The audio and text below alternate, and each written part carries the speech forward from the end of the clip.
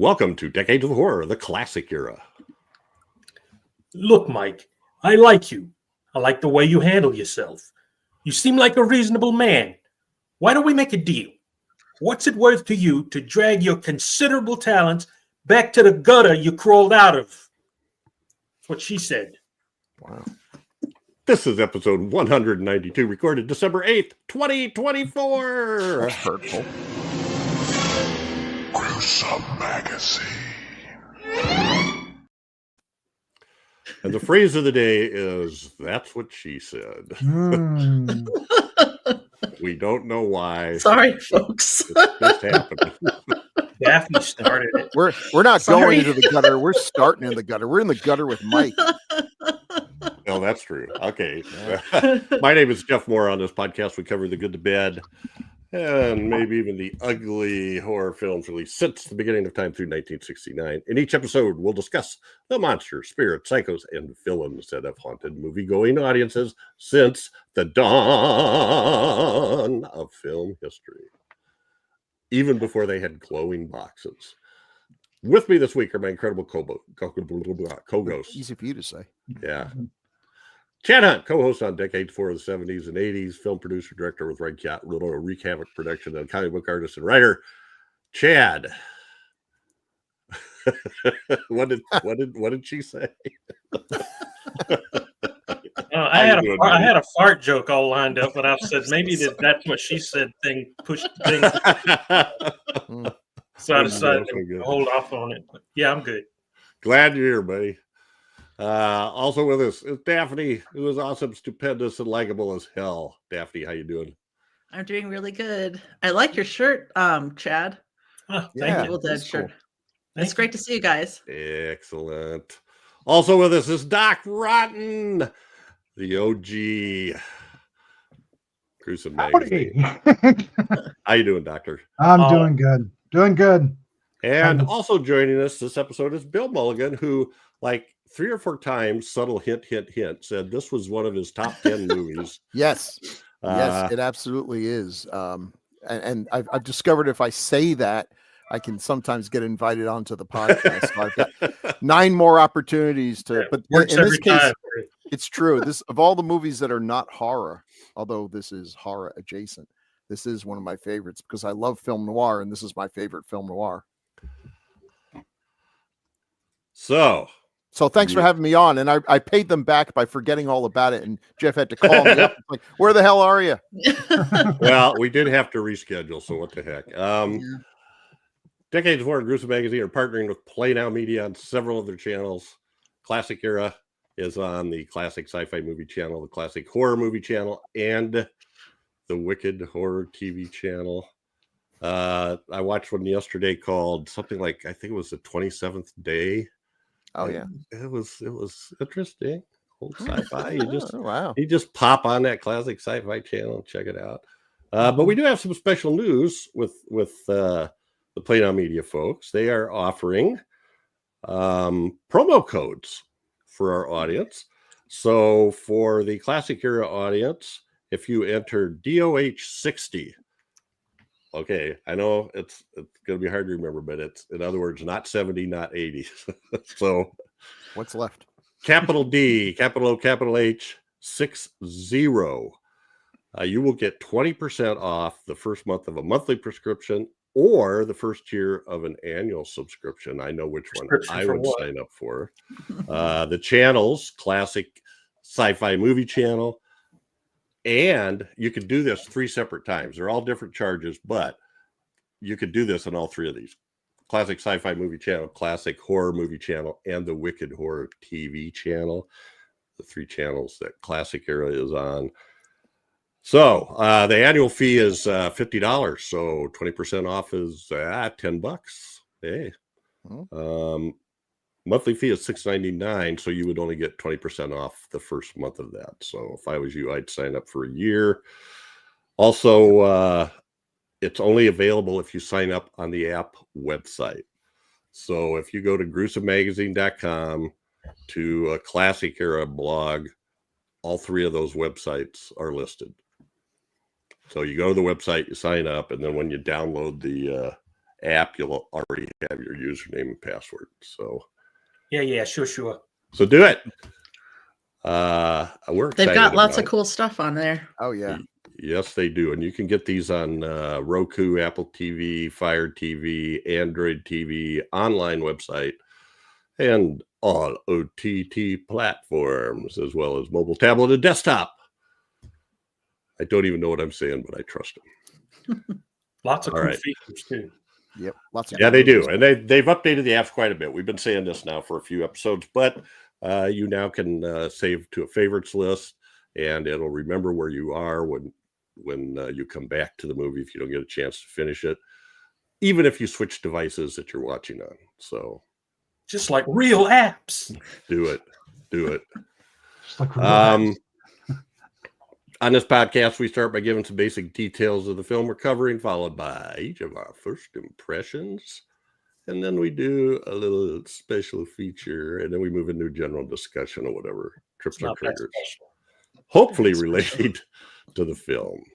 And, you know, I'm so glad you guys are all here. Our topic this episode is Kiss Me Deadly. And yes, this is not straight horror. It's horror adjacent. And in fact, I believe IMDb lists it as film noir, crime, mystery, thriller, something or another. So it's a film unique in itself.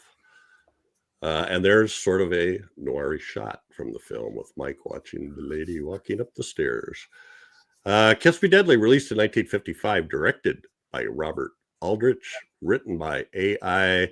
Bezerides, from a novel by Mickey Spillane. The cast includes, man, I had to trim the heck out of this. There are so many good actors in this, but Ralph Meeker, Cloris Leachman, Albert Decker, Paul Stewart, Maxine Cooper, Gabby Rogers, Wesley Addy, Nick Dennis, Jack Elam, Jack Lambert, and Marion Carr. Production company is Park Lane Pictures, distributed by United Artists in the U.S. It's filmed in California, and you will recognize some things there from the Angel Flights neighborhood that we had in The Indestructible Man. Yep.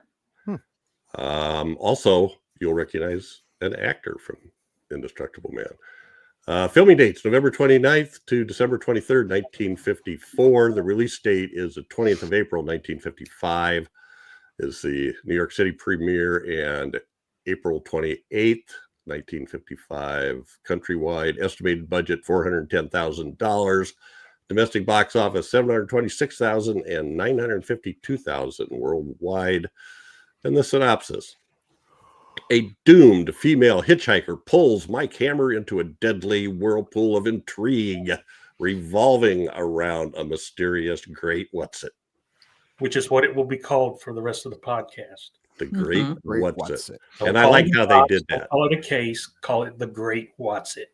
And did you notice how it was the deadly whirlpool revolving around? See how they did that? Okay. Anyway, After that bad joke. this is my Choke on it. Yeah. So we're going to go with first impressions. And I'm not going to say too much about this other than this is one of those movies I love far beyond what I should. The minute I turn it on and I see Cloris Leachman running barefoot down the road at night, I just get a big grin on my face and I get so excited about all the rest of the stuff I'm going to see. Yeah, there's some places where women aren't treated very well, but there's also a women saviors in this as well. So it's got a lot of tropes from film noir. It's got science fiction. So I'm just going to stop. I love all the acting. I love the directing. The cinematography is wow. And I'm just going to stop there and start moving down the road. So, Daphne, how about you? Had you seen this before? I had not seen this before, and I've certainly heard of it. I don't know a whole lot about film noir other than some of the tropes. I love the cinematography. But I loved this movie. I'm so glad that I'm in this podcast for lots of reasons, but one is that I get to see these things I probably wouldn't have watched on my own. And I love this movie. It's great. Absolutely great. I immediately looked up to see if my local store has the Criterion collection so I could run out and get it. But I thought it was great. It's beautiful. It has tons of horrible characters that I love because they're not good people. The women are fabulous. Cloris Leachman is one of my favorite actors just in general. And every time I see her in something, yes, for Frau Brucher, but and also High Anxiety, but also The Last Picture Show, I think she was amazing in. But yeah, I loved it. It was great. I'm really excited to talk about it and learn more about the show. Excellent. All right. Mr. Bill Mulligan. I first got on the radar of this film. There was some film book I had, science fiction movies, history of science fiction movies, and they had a nice big picture of Gabby opening the box. And I'm like, ooh, intriguing. And then eventually it was on late at night. This is one of those late night ones. And I watched it and I just fell in love. This is one of the first real film noirs that I watched. And as is often the case, when the first one you watch is one of the best, it's kind of downhill from that point on. But wow, it just blew me away. And I've seen this film a number of times to the point where for the podcast, I thought I would just skim it. So I found a decent copy and started watching it, intending to skip ahead. And I just watched the whole thing again. It sucks me in. I forget little bits of dialogue and little pieces. It's just so well made, so good. And it's interesting to watch a film. And this is something that film noir did very well, where there's not really a hero. There's a protagonist and there's lots of antagonists, and they're worse. So by default, he is sort of the hero, but this is one of the first ones that I think, and again, for its time, this seems very forward thinking, to have a true anti-hero. He is a protagonist. He has some good qualities, but he has way more bad qualities. But on the other hand, the people around him are truly terrible. The only character in the whole movie that I have any real likability for is Velma, and even she's not pure as the driven snow. But that I think that's the whole premise of film noir, is that these characters are as good as they can be in a corrupt world, and this is the best you're going to get. Mike Hammer is nobody's idea of a good man, but he's as good as this world deserves. It's a bleak post-war kind of thing. And it gives you, I think, a glimpse into how people were feeling at that time, that they'd just been through this horrible war and maybe not a lot to show for it. All we got from that was the Cold War. So, I love this film. It's just brilliantly made. I can't imagine, God forbid, they should ever remake it. So thank you for having me on. Because I'd love to talk about it. Glad you're here. And now for Doc Rotten. Had you seen this before? I had not. Seen this. And I have not seen too many film noir, or maybe not any film noir. And having seen this, I need to learn a lot, because I'm going to be odd man out. This movie didn't really jive with me. So I mean, what I enjoyed about it, obviously the cinematography is good, but I didn't enjoy a lot of what Bill just said. I didn't enjoy the anti-hero, and I didn't enjoy the scattered characters that in this the storyline is kind of like a train of thought. It's not really, it doesn't really feel like a plot. It just feels like moving. It's just going in a direction maybe, but so it didn't engross me in that way. I didn't like the main character or the actor, so that's a problem that I have to get over. And then I'm gonna make this quick. I promise. But what I did like is recognizing all the influences that I've seen in other films. There are so many things in here that I've got, oh, I know where that went. I know where that went. I know I've seen that in the later. There's a lot to admire about this film and respect about it. And I feel like I need to shut up and listen to you guys and learn today and maybe revisit it with a little bit more knowledge in my brain. That's it. Okay. Excellent. Chad. Now Bill hates me. Nope, not at all. Not at all. I'll say this. I know film noir is a small niche with not a lot of people are huge fans of it. They're, including me. I hate film noir. So as soon as Jeff goes, we're doing Kiss Me Deadly, I was like, oh, this is bullshit.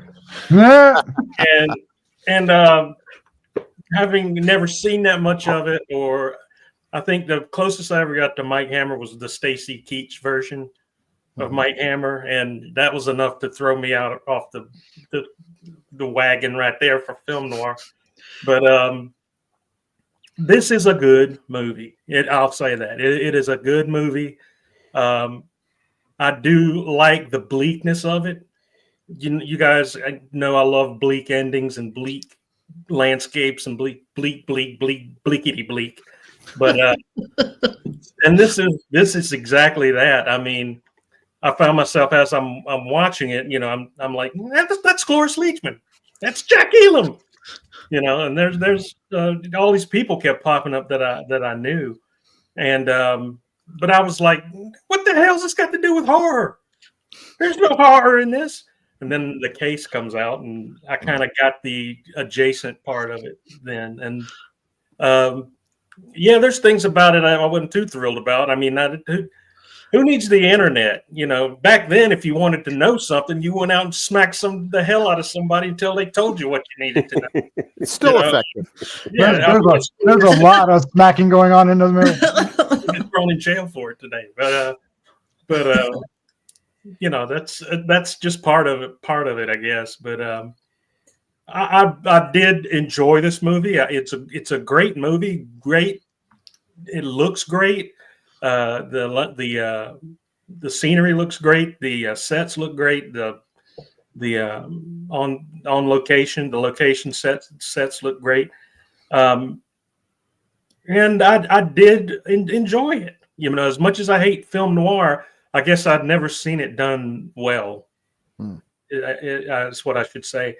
And this is a pretty good film. The characters are all just seedy and just disgusting characters, and you just, I don't know, if you just let yourself go and get into that world, you can get lost in it. And I'm like Bill. I was like, I'm fast forwarding through this shit, and then found myself wanting to know what they were saying. What's going on.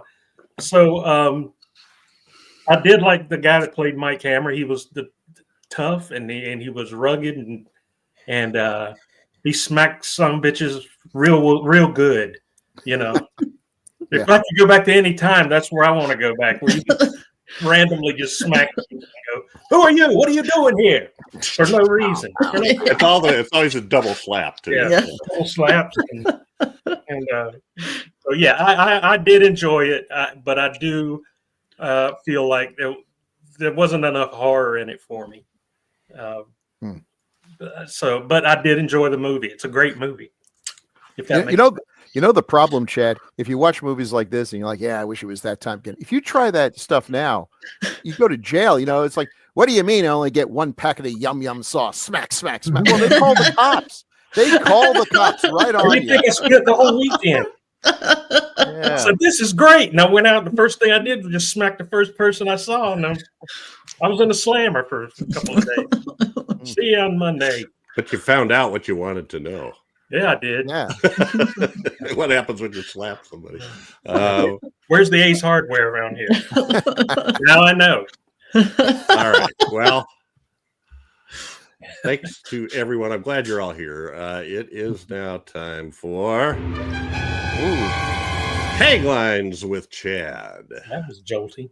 It's played by Chad, his own self. And you got to say it in a hard-boiled voice. All right. Taglines for Kiss Me Deadly are, I don't care what you do to me, Mike. Just do it fast. Just like we talk in this movie. Wow. That is what she said. You beat me to it.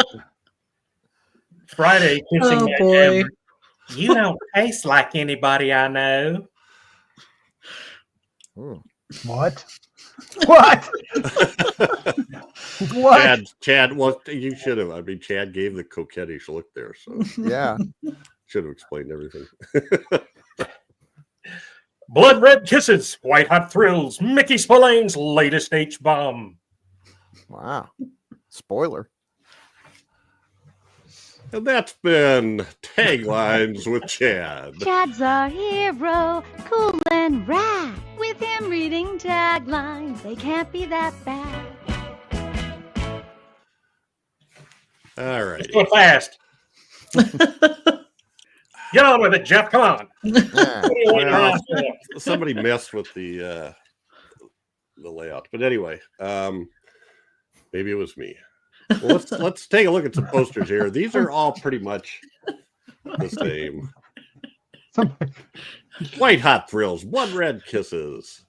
And there's the Some people would think this is a romantic scene right here, but actually, he's Yeah. got a broken nerve pinch on her armpit. Yes. right. Oh my God. He's She already wasn't going to slapped shoot her. her, but I love how they killed all the nerves in her arms that she couldn't pull Yeah. the trigger. put the title on the lipstick though. Yeah, Yeah. that was pretty good. hmm Speaking I don't of know if I title- remember that scene. Yeah, no. Yeah, no. It's a made up scene. But the little shots, the little Yeah. mini characters do show a lot of slapping and hitting and stuff, so Yeah. you get a pretty good sense of it. Yep. And it's such a great title. Kiss Me Mm. Deadly. Oh, it's a great title. Yep. So here's kind of similar in a lot of ways, but with photo montage instead of drawings. Yeah.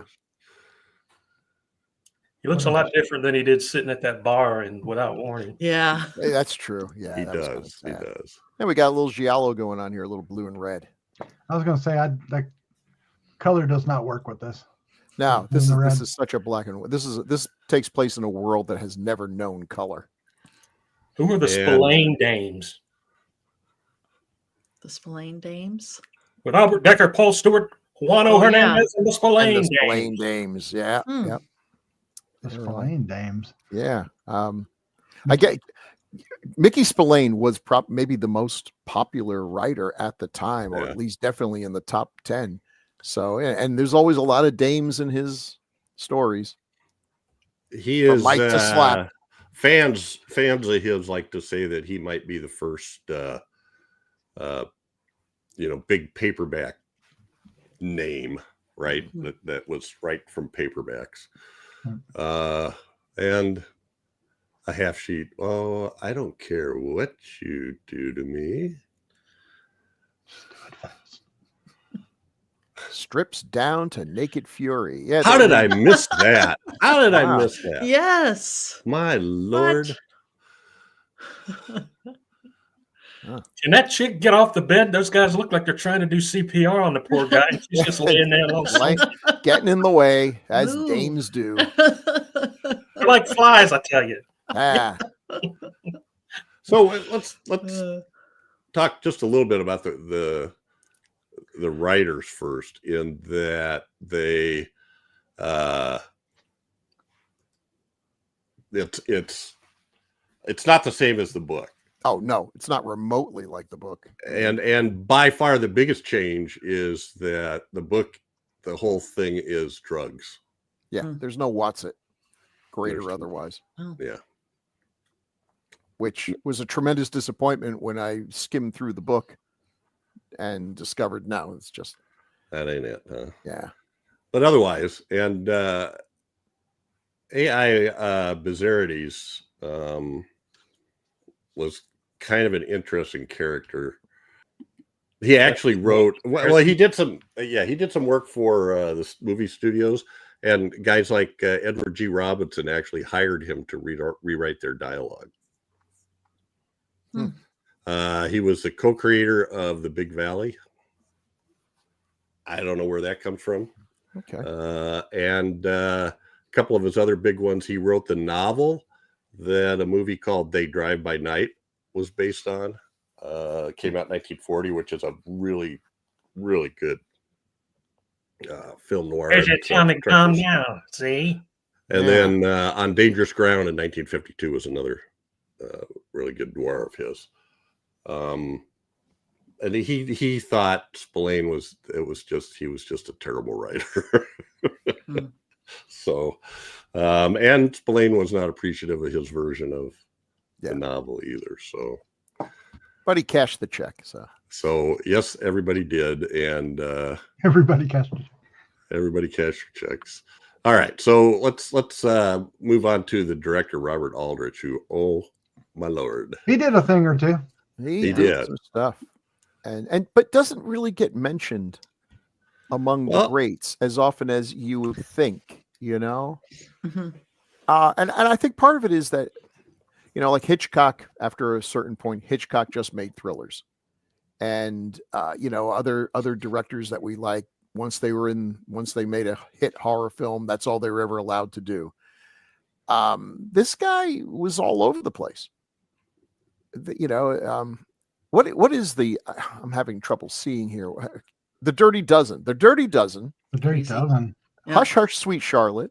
Mm-hmm. Whatever happened to Baby Jane, and The Longest Yard.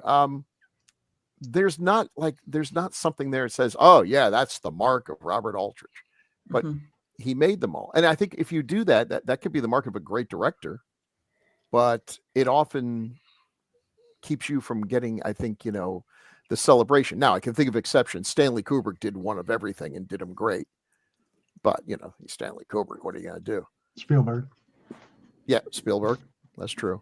But and maybe he didn't give a lot of interviews. I don't know what it is for a guy who was as successful as he was. He made a couple of crap films at the very end. He's one of the ones that actually Quentin Tarantino mentions when they're like, Quentin Tarantino, why are you talking about retiring? He's like, because a lot of the great directors that I admire, they hung on for one or two films too long, and I don't want to do that. And he mentions, because I think his last film might have been The Choir Boys, which is pretty terrible. Yeah, he all the Marbles, which is even worse. Oh yeah, yes, yeah. But if we go back to and he had a great year in 1955. He also did The Big Knife, which is a great film noir that starred Jack Palance, Ida Lupino, Wesley Addy, who he used quite often, Rod Steiger, Nick Dennis, who was also in this movie, and Shelley Winters. A movie called Attack in 1956 that had Jack Palance, 10 Seconds in Hell, Alzana's Raid, Emperor of the North. That's a great movie with Lee Marvin and Ernest Borgnine. He always had a hell of a cast. Yeah, and he one of the things he said that I think kind of points out what's going on in this movie too is he said I look for characters who feel strongly enough about something not to be concerned with the prevailing odds, but to struggle against those odds. So the guys that, even though it looks like they're going to get the crap knocked out of them or they're not going to get what they're looking for, they fire ahead anyway. That's a Dirty Dozen for you. He was paid $25,000 for Kiss Me Deadly, which in today dollars is about $300,000. Oh, sweet. So that's a lot considering his very first movie that he featured that he directed was in 1953. So he was definitely the right choice. Yeah. So yeah, and I love the so I don't know, you want to look at the cast first, you want to look at the noir stuff? Anybody? Let's do the cast. Well, we got Ralph Meeker as Mike Hammer, the Lady Killer. Doc, you said you didn't like the actor. He didn't work for me. There was something. I mean, I get it, but I don't know. I think I need to watch this movie again after we have this discussion. But yeah, I don't know what it is. Something about him was like just too stiff. For a lady killer, he sure didn't. He liked. Well, I'll put it this way: he has the girlfriend Velda, right? Yeah. Who he rebuffed her advances every time she would try, but as soon as he stepped out the door, he was kissing every dame in L.A. That's right. He was indeed. And As a they thing for literally blonde. attacked him. He didn't even have to talk to him Oh, or do no. anything. They just Okay, he is You not. know a how pretty- dames were back then. He's not a pretty boy, Like but I think that's the thing. He's very masculine. It's a toxic masculinity. To Must have use an been pheromones. overused term. pheromones. But there's no question. This is a guy. I'd rather have him on my side than not on my side. Oh yeah, yeah. I wouldn't want him You know? slapping me around. And in a dangerous world, pretty women need to have someone around who can protect him, because protect them from guys like him, which is yeah. So it Well, kind of he's works. holding his hand out in that bottom picture. He's like, "Careful, that's my slapping hand." Yes, that's funny.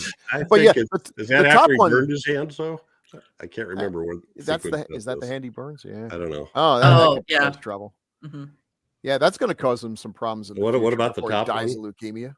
The woman at the top. I mean, she had never met him before, right? He just Right. gets out of the car Yeah. and she is all over him like a, cheap rug. I mean, it's amazing. So that is that character. Her character's name was Friday, and that is I can't find her name. Marion Carr. Marion Carr, Mhm, and she was the female lead in The Indestructible Man. mhm. Oh, Yeah. nice, nice. Yes. Okay. But look at it from her point of view. Who does she hang? Who are the guys she's been hanging out with before he shows up? Yeah. A Jackie bunch Elam. of Bunch of bunch of mobster looking Jack guys. Elam. Yeah. oh Yeah. mooks, just total mooks. Mooks. Oh my God. Mooks. You want me to start Okay. the examination today? So she doesn't have a very big part. She's in the shot where he goes to visit. I can't even remember why he goes there now. I think he's just trying to get some info because he knew that the people were involved with that. He needs some people monster. to slap. He's Yeah. he's slapped all Yeah. the locals. Now he's got to expand his horizons. And then the one in the middle that's Velda. His Velma. I kept saying Velma. Velma's his- great. his right hand woman. His girl and, Friday. Her name is Maxine Cooper. And she actually, I mean, that character, you said it's like his girlfriend, but he doesn't treat her very good. Not only does he not treat her very good, He pimps when he her does out. divorce cases, he pimps her out to Mhm. come on to the guy. If a woman's hired him, Mm-hmm. he sends Velda out to come on to the guy and get pictures. So, And by come on, we mean, yeah, everything. and I mean, she says, and she you hates can- it. She Yeah. loathes the fact that he's making it, but she'll do it anyway because he asks Mhm. her to. and he It's like, doesn't so he sad. doesn't seem to pick up on it or care. One of the two. No, he doesn't care. Yeah. But I really, I said I don't really know a lot about film noir. I know just the basics, and I knew about the femme fatale kind of trope, and I just kind of assumed that there would be no depth to any of the female characters other than to just kind of be there.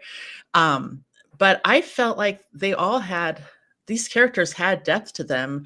Mhm. And I really appreciated the women in this movie.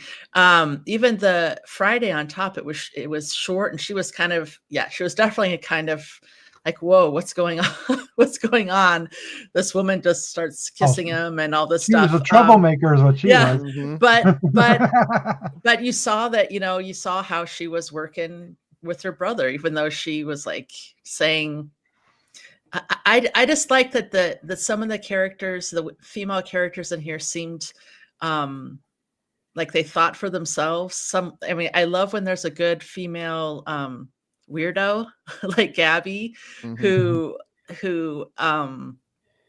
I don't know. There was a lot of depth to these female characters, which I really liked. Velda, she was smart, but yeah, she loved him. She hated what she was doing, but I don't know. I just felt like there was a lot more than them just being They- flies. They were able to tell their story of who they Mhm. were in a very short Mhm. period of time without a lot of exposition. Mhm. You could kind of tell, well, she's been hurt this way, or she's been Mhm. hurt, and without a lot of words telling you what Mhm. you can kind of, if you're a smart person and you're listening, pay attention, you can kind of tell what's going on behind the scenes with each one of them, you know. Mhm. And I thought that was kind of cool, that Yeah.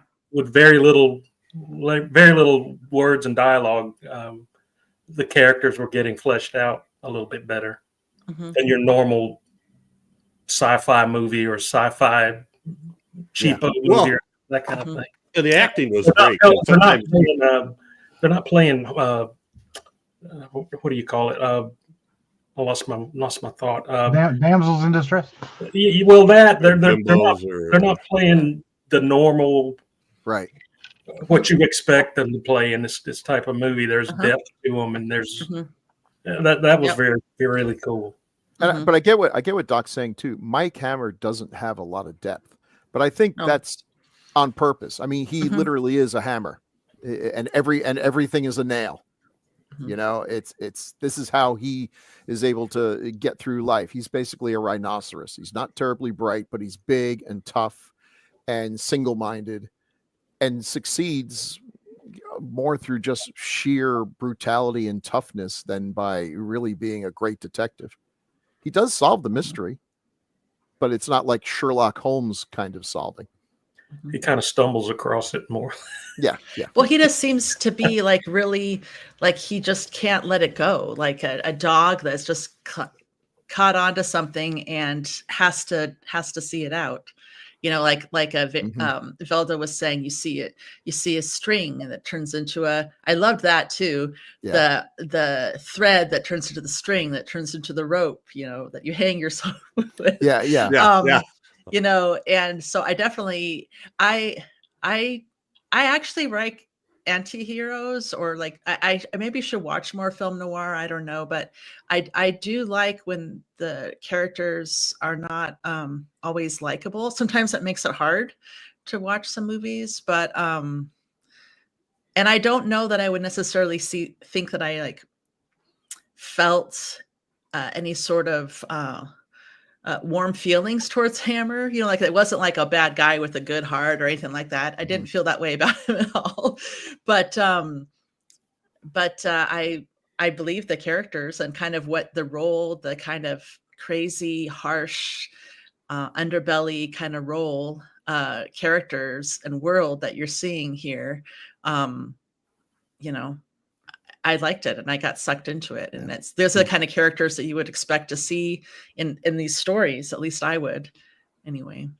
He's the least bad of all the bad people. Yeah. And he does, like I say, he does have some good qualities. He is a good friend. If you're his friend, he's a good friend. And he is not prejudiced. He's friends with almost all the friends that he has are people who would normally be on the outside, especially for that time, minorities and women.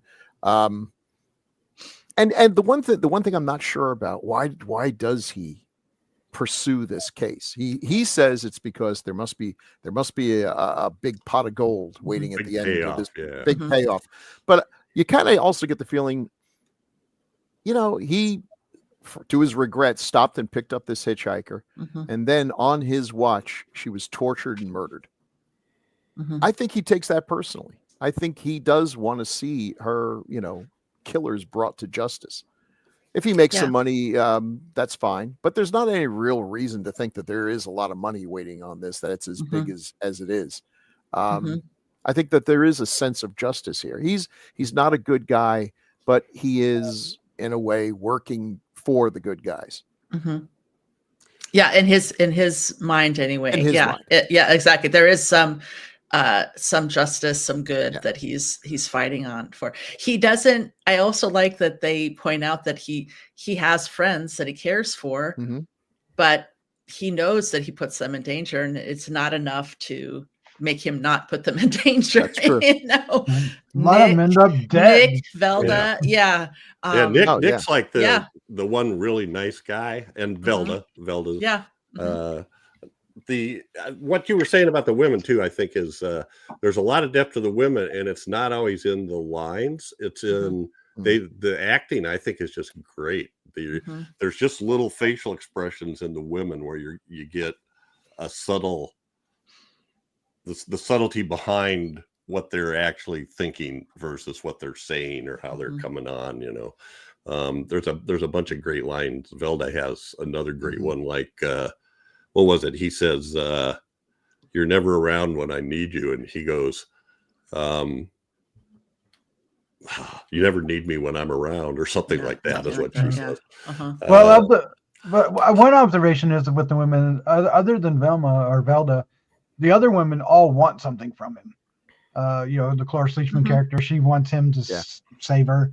The one at the top there, she just wants to make trouble with her brother, or and she sees him as an opportunity to do that. And then the one at the bottom, well, we know what she wants. Abby wants the world. She wants the prize. So I found that interesting. Is like, they're kind of all they're all using him as much as he's using everybody else. Well, it's also interesting that these what I think of as the three key story drivers, which are Velda, and in fact that's Gabby in the bottom. She's played by Gabby, or it's Lily Carver, but her real name is Gabrielle, played by Gabby Rogers.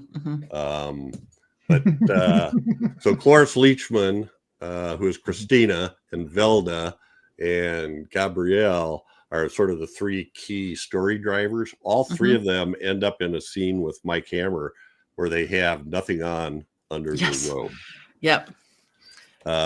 Lily just walks around in a robe for a while, and then there's no explanation for that.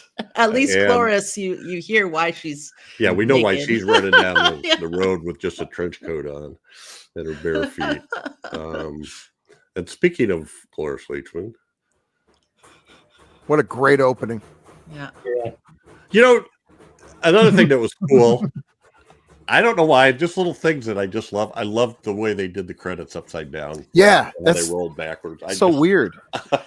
It was weird, but I loved it. Yeah, I didn't know what was happening at first. I was like, "Is there something wrong?" But it was like, "No."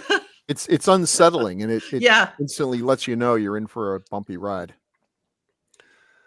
So she's running down the wet pavement in her bare feet in a trench coat, and a couple cars pass her by, and then she stands out in the middle of the road that stops Mike and his little God, what is that car? Somewhere in the notes it says what all the cars are, because he drives some really cool cars. Oh, all those cars are worth hundreds of thousands of dollars. So beautiful. Anyway, and then of course the great thing about when you have characters driving a car in these old movies, it gives you that opportunity for that classic film noir. Everything is lit by a flashlight under your face, kind of thing. Yeah. So that's a Jaguar, a 1951 Jaguar XK120 Roadster, and that that the shot there in the center where they're lit by the dash. There's also another shot where there's both, regardless of whether the camera's shooting them front or from behind down the road, the camera's attached to the car. It's not a rear projection or anything like that. It's I don't know. I just thought it was cool. Looks great. His next car after that one gets wrecked. So she has a great line to him too. She says she knows what's going to happen, right? She knows what's going to happen. She says, if we make it to the bus station, you can forget me, but if we don't, remember me. Yeah. And then as soon as he says, don't worry, we're going to get to the bus station, boom, the car pulls out across the road in front of him and knock him out, torture her. And that's a great scene in the bedroom. Yeah. They're torturing her. Is that the scene with where you see the vice grips too? I'm like, the one guy has vice grips. Yeah, he comes out of the room. Yeah, he's got some tool normally not used for doing whatever the hell it was they were doing. All we see is her legs. All we see is her legs. Yeah. And then Mike, which makes it so much worse. Yeah. Mike Hammer's laying on this bed spring, and that's also an example of the way the whole film is shot. It's just a weird angle. There's it's made up of square things, but none of them are horizontal or vertical. It's just all these weird shadows and the bed frame and his head and the guy's feet. And anyway, there's a lot of great shots throughout the film where the camera is bird's eye view and all different types of techniques. There's That's really what. Comic booky. Yeah. In a way, yeah. So they push the Jaguar over the cliff, and How does he survive that? Yeah, that's a question. Cloris isn't it? Leachman dies, and he does it. He's tough. Well, she was already dead, Yeah, wasn't she? Oh, that's true. Oh, yeah. I think so. Yeah. That's true. The one guy Mhm. says, "Well, wait till she comes around," and he goes, "Oh, you mean resurrect her, Mm. bring her back from the dead?" Guess it's Such an arrogant. hardcore people. Yeah. But they're so stupid they don't kill Mike Hammer before they put him in. He's like, yeah, Hey. there's no way he's gonna survive. No one ever survives a car wreck. Actually, most people do. So it's a dumb move. Well, it's interesting because it doesn't really go. It goes down a steep hill, but it doesn't really go off a cliff. And you see some flames come up, but it doesn't really blow up. Mhm. So I kind of bought it, but he didn't die. But anyway, I'm easy. He got hurt real bad. He did. Yeah. Oh, he had to spend a couple weeks in the hospital, right? Yeah. They hurt his pride. Well, according to most movies, they run over a piece of gravel and the car bursts into flames. Yeah, exactly. You If know, it's a and Pinto, that explodes. makes sense. But in midair sometimes, right? Yeah. Flying through the air and it Yeah. blows up. try that sometime. Hasn't even actually hit something. All right, then we've got just an unbelievable supporting cast. In the top picture is Wesley Addy, who plays the local cop, who's obviously a good trope of a lot of film noir is ineffective police or on the take police. And he seems to be connected to the bad guy somehow. At least that's what I thought. I didn't get that sense. I got a sense. To me, one of the unanswered questions what is the relationship between these two? They know each other. They have a grudging respect. I mean, of all the cops, the other cops were just basically could barely hide their contempt for Mike Hammer. Just their disgust to even be in the room with him, like he smelled bad. But this guy can show up at his apartment and knows where the drinks are. It's like, and I got the impression that it kind of, and I guess maybe it's because I like a lot of 70s crime TV shows. Yeah. I feel like there's usually a detective or a lawyer or someone like that knows people through work that are, maybe not the most liked, but this I thought of him more as he was like doing like the beat was the city around him, and he maybe was involved with a bigger investigation, like related to the radiation or something. I didn't feel like he was with the bad guys. I thought maybe he was investigating. Looking for this missing box. That's the same feeling I had. Like he was a guy, like they were trying to bring down a drug kingpin, and they were afraid that this dime store detective is going to botch the investigation, just arresting a couple of pushers. Right. Like, you're going to scotch something bigger. But there actually did seem to be concern when he was saying, listen, this is bigger than you, stay out of it, you'll get hurt more than you already have. In my mind, these guys maybe were in the war together, or knew each other from something. At the very least, if you're a detective and maybe you need to get some information in ways that you're not allowed to do if you're the police, it might be good to have someone like Mike on the payroll, or he'll do things for you, you'll do things for him. Got to pay for those cars somehow. Exactly. Yeah, really. He's driving awfully nice cars for a divorce. Well, he's doing well, very well. He's one of those guys that the Wesley I don't know Addy, what the divorce rate in LA was back then. Forgot where I was going there. Sorry, Jeff. No, that's all right. You're saying he's one of those guys who... Yeah, I know that's what I was saying, but I don't know what he was. Well, he worked on a number of Aldrich films. Yes, he did the 10 Seconds to Hell, the Baby Jane, and Sweet Charlotte. So he liked to, like a lot of directors, Aldrich liked to reuse the same actors. That's a good move. I did like this character though, because it didn't fall into that we're buddies. It's more like there's a little bit of respect maybe, or familiarity. But they're not really on each other's side, and they have to remember that, or maybe they always know it. I don't know. I just kind of like that tension between them. And he was one of the, he was one of the first people other than Velda who, called him out on Yeah. the people that he risks Yeah. to do this stuff. And he's one of the many guys that tries to warn Mike Hmm. to back off. You're getting it, you don't Yeah. know where this is going. And Mike won't listen to anybody. Nope. Hmm. Doc, you were saying that he's used a lot by Aldrich. Somewhere on Aldrich's page, I found a thing that said he frequently cast Richard Jekyll, Ernest Borgnine, and Wesley Addy. Oh. Good choices. He directed 5 different actors in Oscar-nominated performances: Victor Buono, Betty Davis, Agnes Moorehead, Ian Bannon, and John Cassavetes. And I don't know them. Well, I know Betty Davis, but I don't know the films. Yeah. Oh, Yeah. Victor Buono was in Baby Jane too, wasn't it? Yep.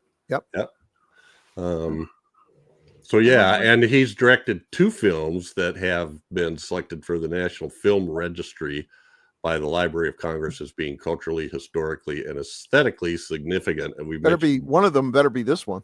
Yeah, and Whatever Happened to Baby Jane. Those are 2 good picks. Yeah. So, Hush Hush Sweet Charlotte is actually one of my favorites of all the stuff he's made. That's a fun little bit of Southern Gothic there. That is a good movie. Dirty Dozen. Yeah. 30 dozen. Yep. so in the middle, He's giving those guys wedgies. Look at him. Yeah. Oh, that hurts. Oh my God. It's got him by the boo boo. Jack Elam and Jack Lambert, and Mike's got their numbers. Jack Lambert saps Mike Hammer over the head in the middle, but before and after that, Mike Hammer takes him out. One time he beats him up. What does he do to him? We don't get to see. I don't know. You don't know. Yeah, that's how you're bad seeing it from Mike Hammer's is. point of view. This guy's coming up to Mike Hammer, and all of a sudden, boom! He just flops back on the floor and laying there. And Jack Elam's like going, "Oh, like what the hell was that?" That was awesome. In defense of Mike Hammer, we don't like him, and he acts kind of weird, but he gets knocked out a lot. I mean, this guy's got some serious CTE going on. How many times has he been clocked on the back of the head with a rusty pipe? This is my favorite picture of Jack Elam from the movie. Yeah. Oh my God. When he was young and good looking. Oh my God. Well, he's seeing he's young. Of course, shows some close-ups of his face, and he's got his eyes out there. Chad, of course he's seen some things. He's got one eye that goes this way, and one eye that goes. He sees everything. I said he's seeing somebody on the side. Yeah, that's true. Oh, He's a chameleon. Chad has to repeat them for us, or we don't. Yeah, I see. Now, does his character get away? Because he's the only one that doesn't. I believe so. Well, he's the only one that doesn't die in the house. He takes off running after he sees that Mike killed the other 2. Yeah, Sugar. Yeah, good move. And, That's Carell. smart. So I guess he survives. He lives for another day to be in another story. And then this little creep on the bottom. At the bottom is Percy Helton, who's Winnie the coroner, I guess. What a guy! Winnie the Pooh, did you say? Yeah, it sounds just like Winnie the Pooh. Yeah, he was rotten. Yeah. See, isn't it interesting? I mean, Mike Hammer lives in a world where everyone's corrupt, right? And you got to peel out a couple of bills and everything. But this guy got greedy. Yeah. And also he's got that smirk on his face, like, I got something you want. You're just going to have to grease my palms. And it's like, how about I take your palm and shut it in a drawer? And then they keep cutting back to Mike Hammer, and he is getting way more enjoyment out of this than any man should. That's a crazy scene too. Because he's obviously Percy Helton is just going into all these grimacing contortions, and then the screams that come out of him are I don't know what we call it back then, ADR or something. Wilhelm screams, right? Yeah, right. Wow. Yeah. But then he's just like a grinning monkey. He's like, I could do this all day. He gets the key, but he gets the key from it. Gets the key. Yeah.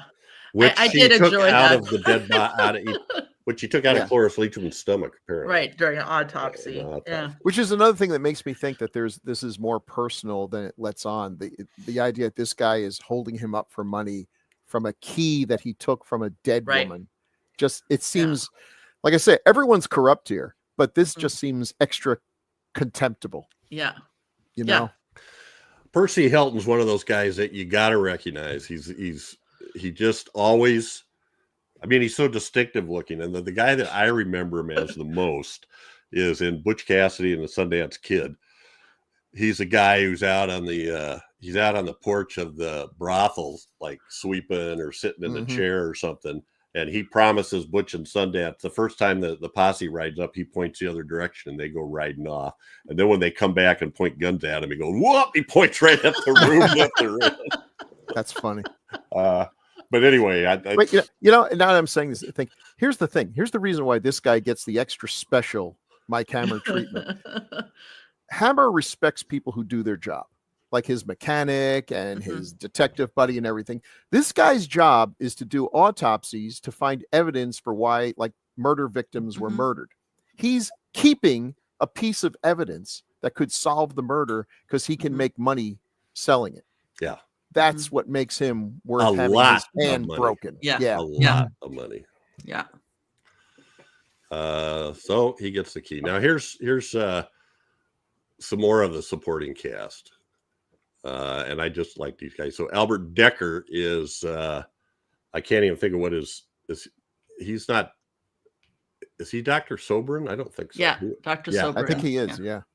He apparently hands out sleeping pill subscriptions to. Yeah. He people does. like crazy. His name is everywhere, but he only. And he's the guy. He's the guy that we see all through the first 2/3 of the movie, where all we see are his pants and his shoes. Yeah. His pinstripe creased. There was some good clothes in this movie. He's And some he's nice snappy hems. dresser. Yeah. And he was Sam? just a little too cocky for his own good. Yeah. Well, he was the smartest guy in the room. Yeah. If you're in the room with Mike Hammer, there's a pretty good chance you are, but that doesn't mean you're not going to, and yet he got taken out by the dumbest person in the room. He did. Well, look at those three women. Well, So, the dumbest woman had a gun, so that's all it needed. Yeah, that so Velda, remember I said those three women. Velda is she's the smart, helpful one. The Gabby Rogers, Lily, she ends up being the femme fatale, even though at the beginning you don't really know that. Yeah. And I don't know what you call Cloris Leachman, but that she was a deeper character that, she had this whole thing with the poetry and who she was named after. And yeah. I have no idea how he got what he got out of that poem because I didn't get that meant there was a key inside her stomach. It's like the Batman TV show. yeah. Usually in film, We got a parakeet and a fox over here. Golly, they find a matchbook and go to a bar and find out. Yeah. So that Albert Decker, now he's pretty well known by folks in our genre, right? Dr. Cyclops is a definite. Dr. Cyclops. And he had an interesting death. Did he? I did read about that. You might want to, I don't know if I want to go into it because it's really getting kind of sordid, but you might want to Google it if you're into that kind of thing. Sorted. Well, you got to say it now. Well, okay. So the way I heard it is that they basically found him like wearing a tutu, hanging from the ceiling. Who knows if there was anyone else involved? He was into some, and I think he may have been. If I'm thinking of the right guy, all these people, Hollywood Babylon. But I think Decker might have been the one that got in some trouble because they were like orgies at his house. And I didn't read about that, but I did read that the death was found to be autoerotic asphyxiation. Yeah. Lionel Atwill also was had parties at his house that were. So he's up there in heaven, alive at this point. Probably. But Albert's up there in heaven trading stories with David Carradine. So yeah, who knows if this is true? But it says he was. There were no signs of. Let's see. Foul play. No signs of forced entry. He was found naked, kneeling in his bathtub with a noose around his neck that was looped around a shower curtain rod. He was handcuffed, blindfolded, gagged, and had sexually explicit words scrawled on his body in red lipstick. The coroner ruled his death accidental. Yeah. Okay. This stinks on ice. He had no information that he was planning to take his own life. So no. You show me a shower curtain that can hold up the body weight of a grown man. Yeah. Well, they built them better back then. You know. Apparently, Gee, many Christmas. if I pull too hard on mine, Yeah. Now, again, this is Don't even like changing the. How is the- he supposed to get himself out of the handcuffs? and this is not in-depth investigation, but No. his son. You don't. You know, He had a 16-year-old son, John, who was found dead of a gunshot wound in 1957 that the police called accidental death. Although he was a major star. Let's see. Oh, you guys got all this, and all I was going to say was he was in camera. Oh yeah. Oh, All the well, wild buttons. bunch. The wild. I'm obviously not and he on the sold his right house. train. In the late 40s, he sold his house to AI Bizarides. Oh. Writer for this. There's an irony in that his initials are AI. Oh, he was in The Killers too. Death of a Salesman. Dr. Cyclops. Have you guys done that on the classic area? No, yet? we have not. That's a fun movie, and it's in one of my favorite things, 2-strip Technicolor, which just looks like nothing else. It's great. We'll have to add that to the We list. have discussed it, and I believe we I think have, it's on- have I think it's suggestions too. horror channel, yeah. Classic horror channel, I So think. where's I wanted to double check. Yeah, The Killers. Wow. He's in that. Robert. Okay. Dr. Cyclops was directed by like one of the guys involved with King Kong. I mean, it's got it's that era. Yep, It's yep. that No, era it's of got amazing production values and just cool effects. And It's got the miniaturized people in it, right? Yeah. Doesn't he? Yeah. And in the middle there is Nick Dennis, who plays Nick Vavavoom, who is my favorite character. He is just loving life and everything about it. Living vicariously through Mike Hammer. Yeah. Apparently. He loves it. He's good at what he does, which is, that's how you get to be Mike's friend. Be good at what you do. And Fixes he his says, car, "Ba, ba, does boom," favors all the for him. time. And I'm sure if there's someone in his life that needs a good slapping, Mike is more than happy to, return the favor.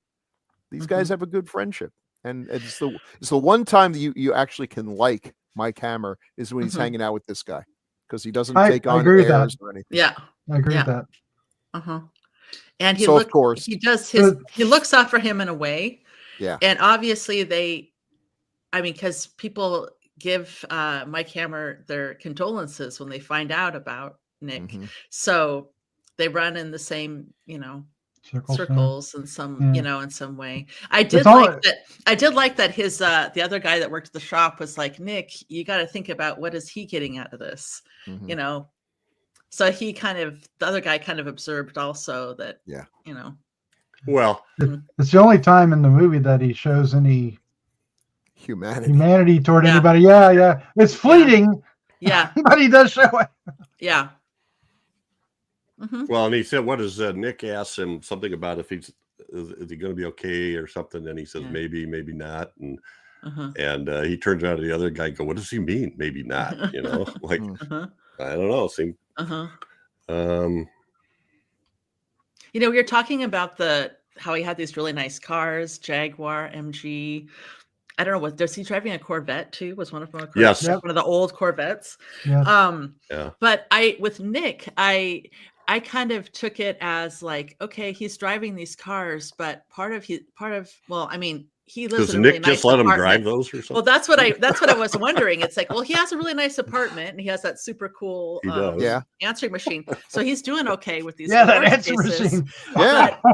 But I definitely still got kind of like, well, I don't own these cars, but I have a friend, because like he told Velda to have Nick drop the car off for me in the morning. So it's like, I just kind of like that touch that I kind of imagine that, there's a surface but underneath, it's like, oh, I've got a friend who'll take care of this for me. And we both like cars. I'm going to drive these cars around. It was, I don't know. It just gave it a little bit more authenticity for me. I'm glad you mentioned that answering machine, because next to the Great Watson, that's the most science fiction thing in here. Yeah. There's... Oh my God. Look at that. Was So amazing. cool.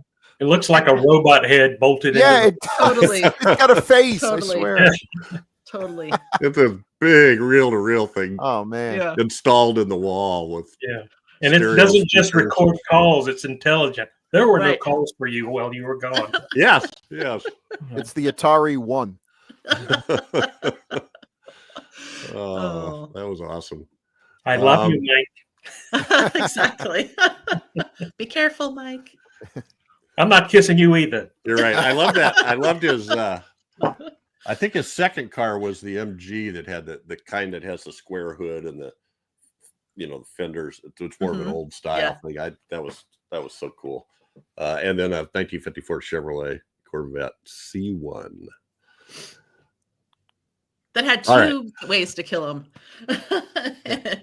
a bomb and I don't know. Yeah, yeah. That's right. He calls him a torpedo. Yeah. The torpedo, which is weird. Like he screams and won't let Nick start the car, and they get the one out from underneath that's wired to the ignition. But then there's another one underneath that he somehow already knows is there, but doesn't have to worry about. Well, he knows as long it's as they stay off the highway. Yeah. Oh no, don't go on the highway. It's wired for speed. Wait a minute. That happens like 40 years later in a Sandra Bullock movie. Man's got guts. If someone ever put a bomb in my car, it's the last time I'd ever drive a car. Yeah. He takes a bomb out of his car and continues driving knowing there's still a bomb in that car. Oh, well. Tougher man than me. Crazy. All right. So the guy in the bottom is Paul Stewart, and he plays is it Carl Evello? Uvello. Yeah. And he's sort of, I don't know who he is. Is he like Albert Decker's second in command? Maybe. So, Yeah. Dr. Sabacho or whatever. What's his name? Dr. what? Soberin. Soberin, yes. Dr. Sriracha. Now, hey, speaking of Dr. Soberin, this is the kind of people that are in this movie. The one guy, takes a whole bottle of sleeping pills so he'll fall asleep and he won't have to answer Mike's questions. Yeah. That was great. So I thought he was killing himself, but no, he just was going to knock himself out so he wouldn't have to answer a question. He wouldn't have to get slapped around. I know. If he does, he doesn't feel it. Yeah, so low. He had a plan, though. Yeah, he did. He had multiple bottles of sleeping pills in different rooms. Velda did not want to work with him. She was really like, I don't want, I like how that bottom shot. It's interesting because, looking at that shot, this guy's got the dominant position. He's literally talking down to Mike Hammer, and yet we get these visual cues that he's weak. He's weaker than Hammer. He's wearing a white shirt as opposed to the darkness that all the real characters. Short sleeves. He's, if he lives in this scene, it's only because Mike doesn't consider him worth smacking around. Yeah, well, and gets him later though. But that's an odd. Go ahead, Doc. I was gonna say the conversation they have together, until he pushes the guy in the white shirt a little too far with his question. It's my favorite scene in the movie. Yeah, that was a good scene. I just love the back and forth and everything's happening behind what they're saying. Yeah, and the guy says, "No, too late." Yeah. He gets up and walks out. He was a member of Orson Welles' Mercury Theater of the Air, and was in Citizen Kane. Paul Stewart. What character did he play? Character named Raymond. I'm not sure. I've never seen Citizen Kane in my life. It's a great movie. I haven't either. It truly is. I mean, I know it's a cliche to say it, but it is a great movie. I'm sure it is, but I've been spoiled on the ending, and it's made me not want to see it. But that was his second movie. Wow. Then he was in Johnny Eager, which is a interesting kind of noir thing. A lot of stuff like that in the 50s. A lot of these guys. Wow. In Cold Blood in the 60s. Yeah. That was a film. The Cobweb. That's another one. All right. They take Hammer and they handcuff him face down in this bed or tie him up. And then Decker's character, Dr. Soberin, shoots him full of sodium pentothal, and he's apparently going to just spew stuff off what they want to know, jabbering in his Yeah. as he falls asleep or something. I don't know, but they don't get anything out of him. But Hammer gets his hand loose, and when who is it he nails first? Is it Ivalo? Yeah, I don't remember. No, he gets the Sugar. guy in the white shirt first. Yeah, because- Ivalo. Yeah. Yeah. Well, the And then- joke's on them. They give him truth serum, but he doesn't really know that much. So Mhm. Apparently. Yeah. And so then he manages to kill Ivalo one-handed, I guess. It's one of those ones you don't see. Mhm. Must be that mystery The mystery moves. move that he used Yeah. on Sugar the time before. But then he screams and Sugar comes in and finds him laying there anyway. Yeah. Mhm. And that's when Jack Elam comes in and finds them both dead and goes, I'm getting Nope. the hell out of here. Yeah. Yeah.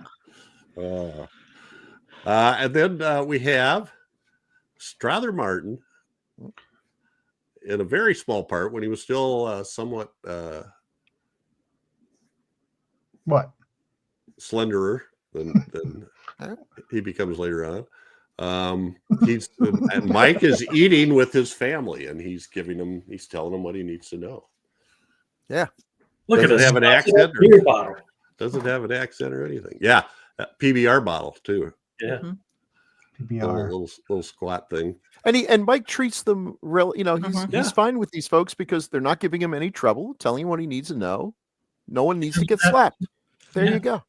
Well, and he seems to, this falls under his kind of, I don't want to say vigilante, but like this Yeah. kind of good, bad, thing going on that he does decide who's Right. good and who's not. His Is that- morals. His morals. That's right. Thanks, Doc. Such as they It's are, like yeah. he seems to know that this truck driver didn't do anything wrong, didn't intend to Right. do anything wrong, but was used by the mob or whoever Sure.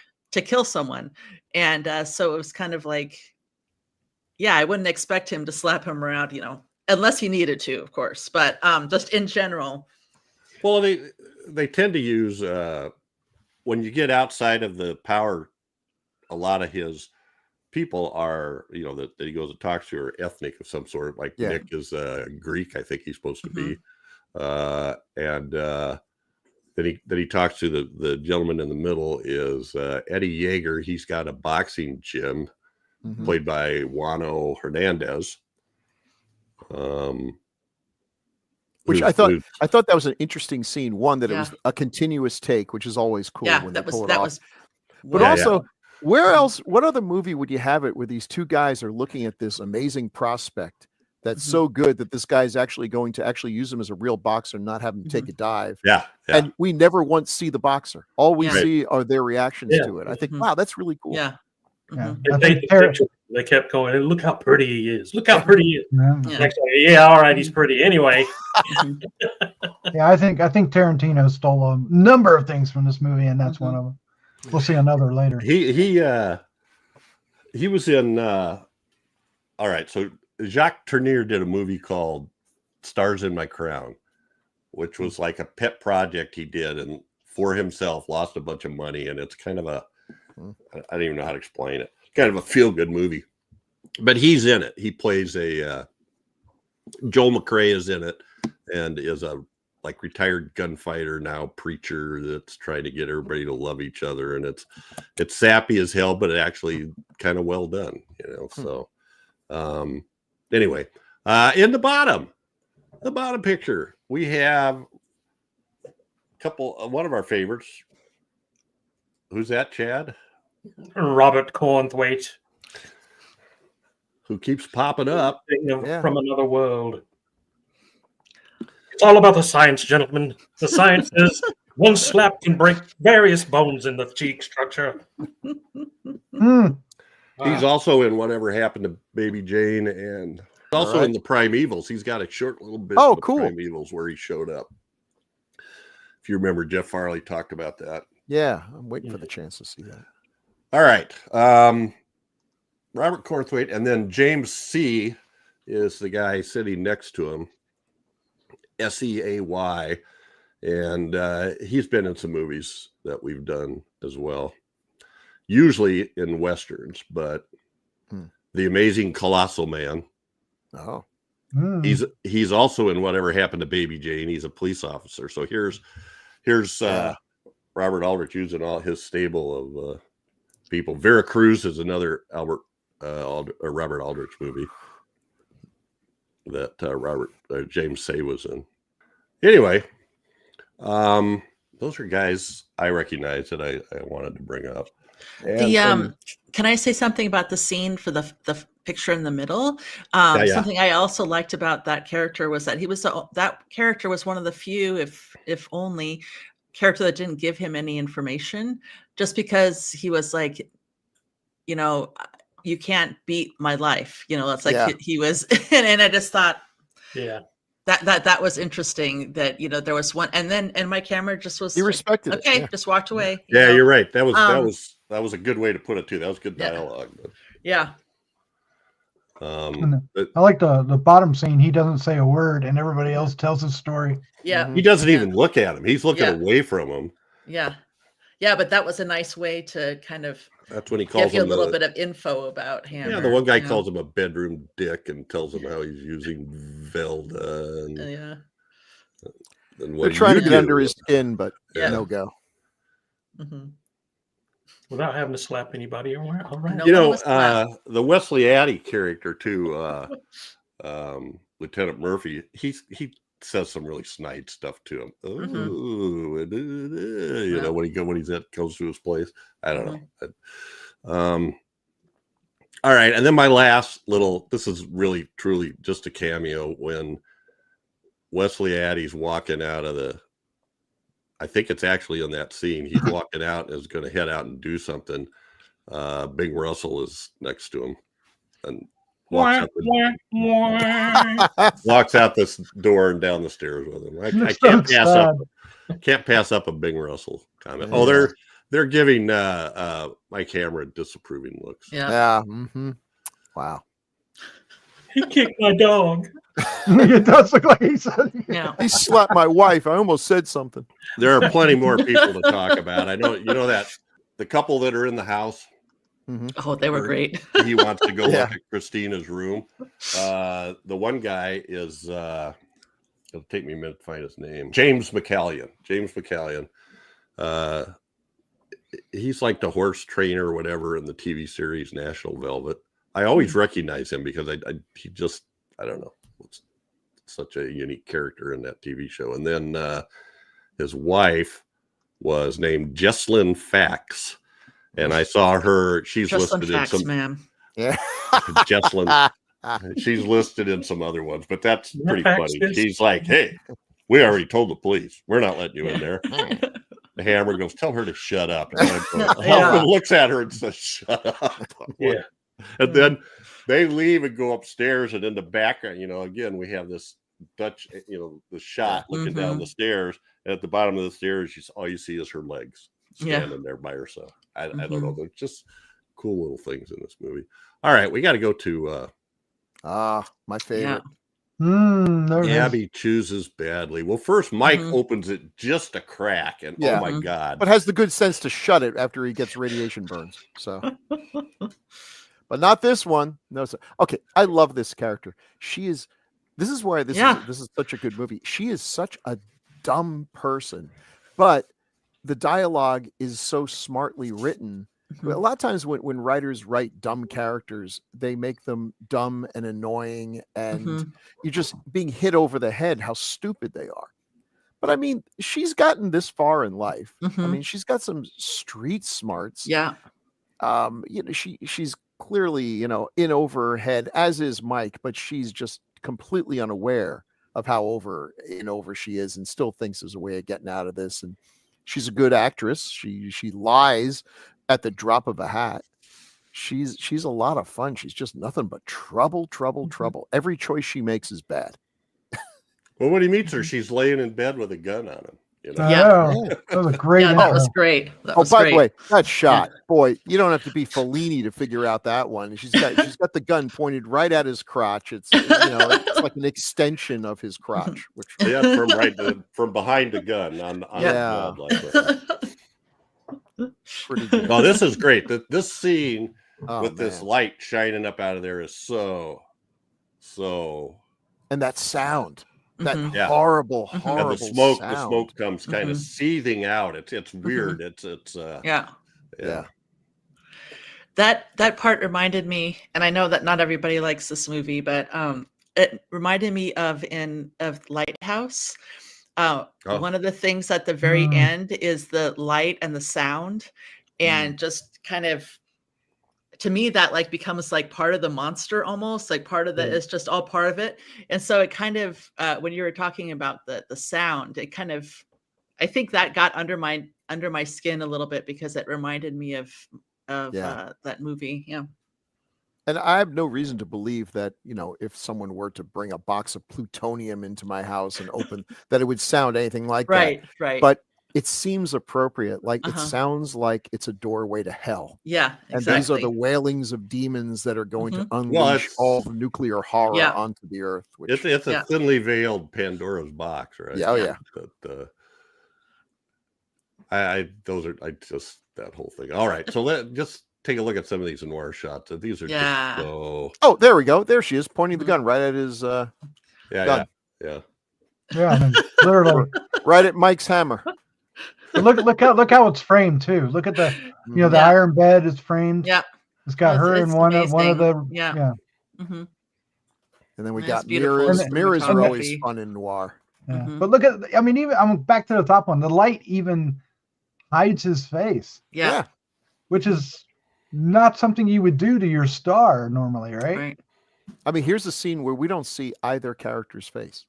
Well, I feel like, It again, feels not knowing like- much about noir, but just like some of the things we're looking at, is that people are definitely like separated from their humanity, in the sense of like, Mike Hammer, you know who it is, but you don't see his head. Women, lots of times it's just their legs. And even some people, some of the corpses are dressed like from the feet, to kind of illustrate those things to you. That The middle guy- picture thought he was watching Frasier. All right, Doc. Did you recognize it? Did you recognize the guy that was following him? No. The man in the mirror. Yeah, that's Paul Richards. He's in Beneath the Planet of the Apes. Oh, He's one of the head guys underneath. you might recognize him from behind the monkey suit. No, but he was one of the Yeah. mutants, right? The St. Valentine's Day Massacre. Anyway, Night Beneath the Gallery. Planet of the Apes is one of those movies where you could claim to have been in it, and no one's going to be able to tell you otherwise. Well, I think you can see who he is. I think he's, it's like there's this, where they rip their faces off. Yeah. I think he's still recognizable. Yeah, I think so. Well, I didn't find a picture, but anyway, I recognize him and thought, well, this is a cool little bit part. And then he's not, he sneaks up behind Mike with a switchblade, and Mike. Yeah. Now that's a great scene too. When he grabs Mike grabs his arm. There's a weird angularity and artistic structure to that, how their body positions. That's just really interesting. And then then he takes the knife away from him and he beats him, smashes his head against the wall, and the guy jumps up and comes after him again. I'm like, oh. This movie is so freaking violent. I mean, even though you don't see a lot of it, but like when he was slamming his head against the wall, it was like, look how happy he is in the mirror. It's like, he brought a knife to a wall fight. Well, brought a knife to a wall fight. That's oh my right. god, that's right. That's the quote for the day. Yeah. Yeah, and while all this is happening, he buys a pack of cigarettes. Yeah. No, popcorn. Out of that. Oh, popcorn out of that machine. He's eating no. He buys a pack of cigarettes out of that machine. That where machine, that mirror right. is. Yeah. But he also gets a pack of popcorn and throws it in his face. It's like sex to him. Now he's going to smoke a cigarette. Well, let me ask the guy, the one guy that he goes and sees a couple times whose face is all marred up. Is that from the radiation, or is that That's what I somebody thought. tortured him? Oh, cool. Well, I was wondering about that too. At first, when we first were introduced to him, I thought he'd just gotten beat up because he's a science reporter, right? Or something. Oh, that's right. That's right. He was. So, but then I thought, maybe he got it from exposure to the radiation. I don't know. They didn't really They really Yeah, let 'cause you we- in on yeah. that. Yeah, because we saw him before we knew about the Uh-huh. box, right? So Yeah. So I just thought someone beat him Right. up, and that's why no one could find him. See, kind of that's a anymore. mistake. Yeah, that's a mistake I think a lot of writers nowadays make, that if they introduce something, they have to resolve it. We Mhm. don't need to know why Mhm. the guy got his Yeah. face messed up. Uh-huh. It's just one more little piece It's of a dirty information. business. Yeah. right? Yeah. Yeah. And then that bottom shot is, of course, Yeah. Brutal. Christina's legs after they've.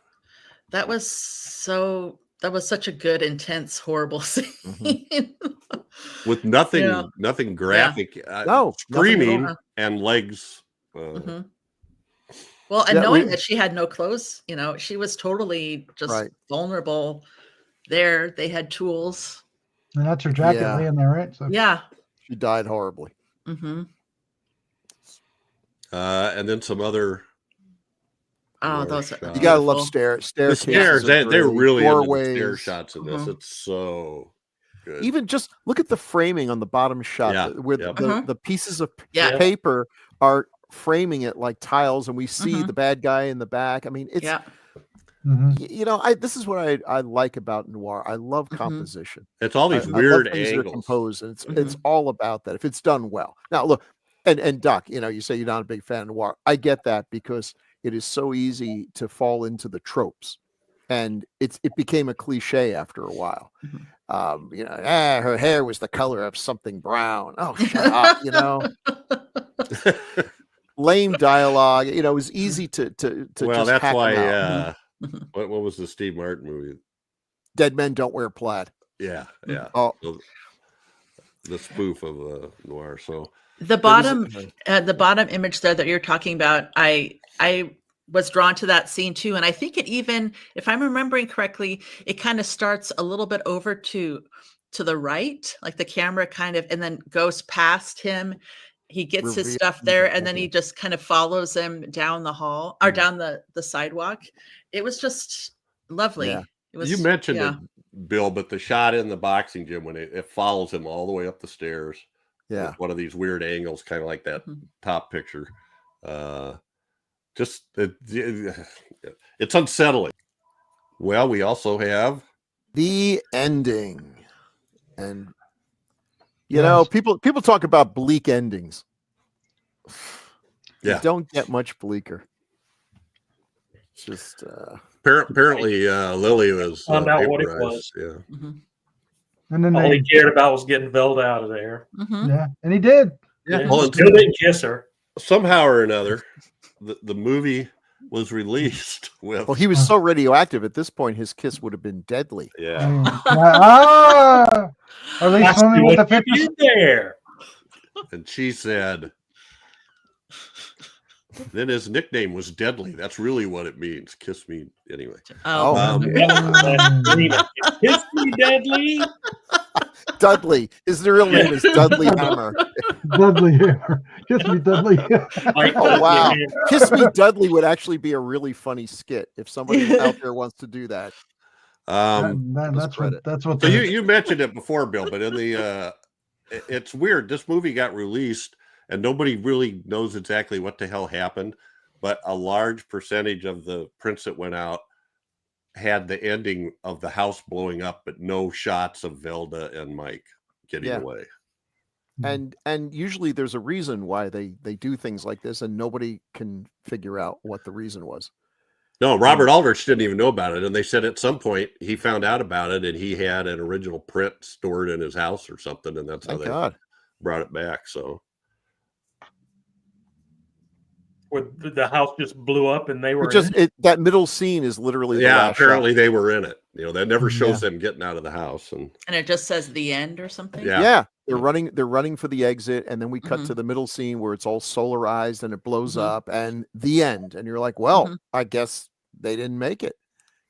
Mhm. Now, I Mhm. mean, the real ending with them on the beach, it's not like a happy ending. I Right, don't right. hold out a lot of hope for them having a long, Exactly. productive life. I'm sure the Mhm. studio was like, we need to make more of these Hammer films. You In need fact, to show they- them making it out of there. They've pretty much poisoned the entire well, he West had Coast. to live, but yeah. Mhm.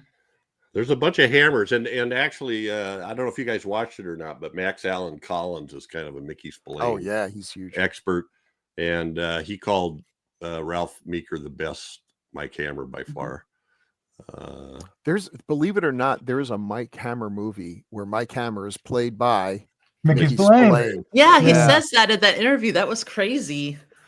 and he wasn't particularly good at it. That's the Girl Hunters. Yeah, I was looking into it. We've mentioned this a bunch because we're doing Kolchak on 70s. The Darren McGavin played Mike Hammer in a series in the late 50s. I did not know that. That was so cool to see him that. And then they said that he brought a little bit of humor. It'd been really interesting to see what his hammer would be. Well, and a like. lot of the if you take the time to trace him back, a lot of the guest stars on Kolchak are people that he met during that time and maybe were on the show with him. And then Stacy Keach in the 70s. Those are the two main ones I know of. That's the only one I've seen. And those were so tame. It's like when they made Shaft into a TV show. It's like, whatever. Yeah, I'm kind of with Chad. That's what I knew Mike Hammer was. Stacy Keach. All right. What else? Anything else we want to talk about here? We're not as long as the movie, but we're getting there. We're getting there. Is that your goal here, Jeff? Is that no? It is not. But we do have a lot of feedback. We do have a lot. Watch out! One day we'll make you do Dune. It was fun watching, this after Indestructible Man and seeing some of the same locations. I thought that was fun. Yeah. Well, there's some great locations right around. There's another name for that area, and it slips my mind, but the steep stairways alongside Angel Flight, and he throws that guy down that stairs, and you're just wow. And the hotel where that was fun. And Marion Carr, that's kind of weird. I mean, difference there's a lot of stairs. Indestructible Man turned a profit. This one didn't. Almost forgot this one. Influences so many, and I forgot the probably the biggest one, the Lost Ark. Raiders of the Lost Ark. Yeah, but the bottom one is definitely. I was thinking, hey, that box belongs to Marcellus Wallace. You better get that back. He's gonna. And in the middle, Repo Man, the Trunk of Doom. That's what is so cool too about watching some of these older movies is you're like, oh yeah, and you see these things that maybe you've only been exposed to out of one person's vision, right? And then you see this influence. That's always fun. That happened to me all the time when, in relation to Warner Brothers cartoons. There'd be lines in the cartoon, and then later I'd see a movie from like 20 years ago, and then go, wait a minute. Bugs Bunny says that. So. So this really had an effect. But wow, it is amazing how violent this is without the most violent thing they actually show is the bat, the two, the left right slap, and but he slaps everybody. He slaps everybody. Well, there's so much slapping in this movie. All he had to do was tell him what he wanted. If people would just behave. That and smashing him the smashing in the drawer. The guy's game. That was and the relish on his face. He enjoyed slapping people and beating people. He enjoyed being a bully. He loved it. The other thing that I was thinking about was that I'm glad that I really liked how they had this being around radiation and stuff like that. I understand, kind of the time period and stuff, but I like that extra kind of feel to it of that kind of weirdness of, I don't know, a glowing box. Just something about it I thought I really enjoyed that, and I didn't see it coming, and because I didn't know anything about it. If it would have just been drugs, sure. I don't think I would have been as interested. Well, that was a great time. The 50s were a great time because radiation, everyone knew it existed. Everyone was afraid of it. Nobody was really sure what it did. So you could use it for anything. Make a colossal man or a crab monster. Sure. Whatever. Why not? It does things. We don't know. Yeah. You can't prove it can't do it. You still can't prove it can. Well, the guy, I wanted to mention this guy too. There was the guy that was like singing the opera in his apartment. He played a character named Carmen Travago, Fortunio Bonanova or Bonanova. I don't know. He breaks his records. What? Yes. Yeah, That's actually one of the more violent. not nice. Oh my really God! was. Because this guy wasn't being like really all that He difficult. almost or cries.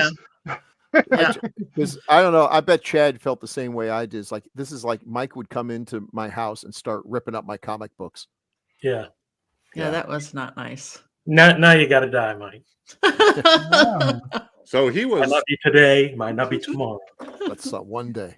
he was actually an opera singer, and he was a vocal coach of the second Mrs. Kane in Citizen Kane. Oh, him. Yes. So anyway, You know, Chad, I don't know if Gil Kane did a comic book. It was like a magazine-sized comic book, way ahead of its time. And I can't, for the life of me now, I can't remember. But it was 100% a Mike Hammer-esque kind of spy detective thing. And there's a scene where he goes into this guy's home. He's an antique dealer, and he just is taking stuff and smashing it because he won't talk to him. And the guy finally spills his guts. Yeah, I'm trying to remember. Like, I think it was like his name was Savage or something like that. Top-notch Gil Kane work too. Yeah, I think Mike Hammer took this idea from a comic book. He wrote comic books. Spillane did. Yeah. Really? Wow. I read a bunch about it. What's the name of it? Well, let me look. See if I can think he find did some Detective Comics. Oh. it. So Let's look for a cover where maybe it's that one where Batman is slapping Robin that everyone's That makes sense. blue collar writer of comic books. Mike Danger. Mike Danger. He likes Mike. I think was the name of a character in a comic book. And there's something on here about, I just took quick notes down, but I don't remember them. I wrote down Captain America, so I don't know. Oh, he did. He wrote some timely comics. I was back in Marvel before Marvel. Yeah, 40s. Yes, and before 40s. yes, exactly. Yeah, Human Torch and some of the Invaders. Wow. That's cool. Yeah, Chad, the name of it is His Name is Savage. It was written by Archie Goodwin. And Black and White magazine, right? Yep, Black and White magazine. I remember that. Yeah, I never bought any of them, but I remember that being on the stands way back. That was 1968. He was pretty straightforward. I don't have any fans. I have customers. Well, his Mickey Spillane, he was the one. He was great on the beer commercials. Yes, the Miller Lite. He eventually became more of a character himself, like a character from a Mickey Spillane book. He just Well, yeah, in played the Mickey Spillane. commercials, he wore a trench coat and had the hat and all And a that. bunch of dames on his arms, like just could not resist his doughy charms. They're like flies. Yeah, All right. They're flies. He must be shit. yeah, well. Well, I don't know, guys. I think that's it. Unless somebody thinks of something else. Let's And I wrap it up on probably- Mike Spillane being or Mickey Spillane being shit. Yeah, right. You're lucky he's not around anymore. You'd oh, be hearing a people- knock at the door. There's a lot of quotes about him, like people saying stuff like that. He referred to his books as the chewing gum of American literature. Okay. That works. He wrote when he needed money. He didn't have a driving. At least he's honest about it. Yeah, what the heck? Well, it worked out for him. Okay, well, we got some feedback, folks. Everybody ready for feedback? Do we now? We got some good feedback. This next 45 minutes is going to go by. It's getting worse and worse. I should have. We might have to abbreviate this one. Okay. No, these are good. These are all good, really recent ones. So, I'll do the first one here. The first one, episode 178, Curse of the Crimson Alder, from Berliner Zero. Great review. Nice. I like it. They should all be that pithy. Episode 189, Flesh and the Fiends, from Robert Baker. Chad, would you like to take that? Sure. Robert says, so I watched this for the first time when I saw it was going to be covered. See what I did? Yeah. I watched this for the first time when I saw it. I was familiar with it and had heard good things about it. I thought it was awesome. Donald Pleasance gives what I would have to call a very underrated performance. More people should know about this movie. Yeah. We agree. Yeah. Also saw The Doctor and the Devils a very long time ago. Pretty much same story, if I remember right. May have to rewatch that one soon and compare. Yeah, there's a couple. I went out to try to find this one and the one with Larry Fessenden and from later, and I couldn't find them. They weren't available streaming at first. All right, thanks, Robert. Episode 190, The Indestructible Man, from Gregory Crosby. Daphne. All right. Gregory Crosby says, the most memorable scene from this is when the newly revived Butcher simultaneously strangles both scientists. I almost expect him to knock their heads together like Moe chastising Larry and Curly. I did too, Gregory. And Yeah. That would have been great. Oh, Also on Indestructible Man is Robert Baker. Bill? Robert Baker says, never had seen this one, but when you guys were set to cover it, I watched it on YouTube. It was a fun little movie, simple but entertaining. Perfect drive-in show for sure. And since Sweeney Todd came up in feedback, I have heard that little event in history was one of the inspirations for Wes Craven's The Hills Have Eyes. And I love I Sell the Dead, too. I think that's the one. I think that's the one with Larry Fessenden.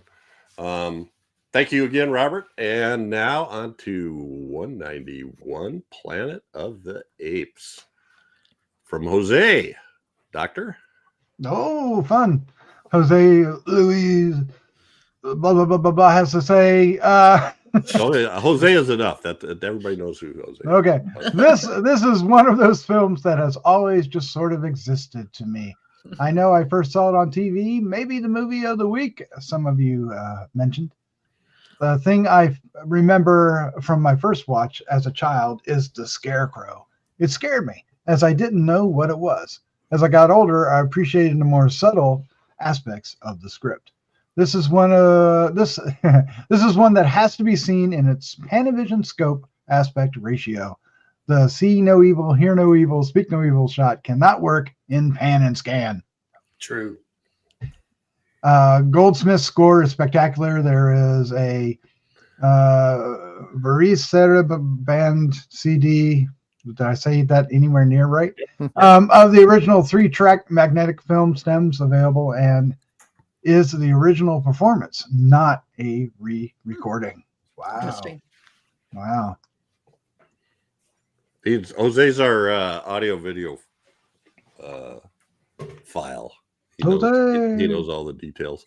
Also, Planet of the Apes, Gregory Crosby. Chad? Gregory says, there is no child of the 1970s who doesn't have Planet of the Apes and all of its manifestations embedded in their consciousness.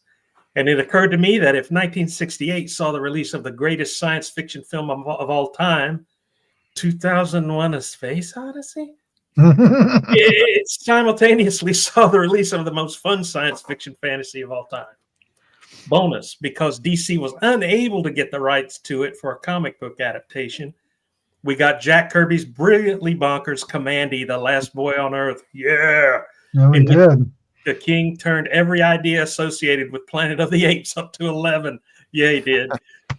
Excellent episode, Grue-Crew. You finally really did it. You blew it up. You know, that's a good point, because there's two movies from 1968 that have iconic lines that I don't know if the modern generation knows it, but we all know where if somebody says, open the pod bay doors, Right. Yeah. or take your stinking paws off me, you damn dirty apes. Everybody gets it. All right. Also on Planet of the Apes. Joel Bartolomeo. And where are we at? Daphne.